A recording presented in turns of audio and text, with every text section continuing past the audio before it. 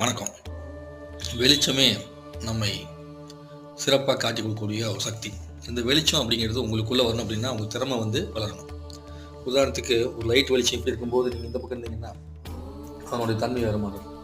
So எப்படி உங்களுடைய வெளிச்சம் உங்களை சுற்றி பரவுதோ அதை பொறுத்து உங்களுடைய சக்தி நிலைப்பாடுங்கிறது வெளியே தெரிய ஆரம்பிக்கும். அதனால் வெளிச்சம் என்பது நமக்குள்ளேருந்து வரணும் அப்படின்னா அந்த வெளிச்சத்தை உள்ளேருந்து கொண்டு வரது திறமை தான். நீங்கள் எப்போ திறமையை அதிகமாக வளர்த்துறீங்களோ அந்த திறமையை வளர்த்துக்க உங்களுக்கு அந்த திறமை என்ன பண்ணால் எல்லா பக்கமும் வாய்ப்பு கொடுக்கும். திறமையை வளர்த்துக்கிட்ட மனுஷன் எப்பயுமே என்ன பண்ண வேண்டியதில்லை, வாழ்க்கையில் அச்சப்பட வேண்டிய அவசியம் என்பது கிடையாது.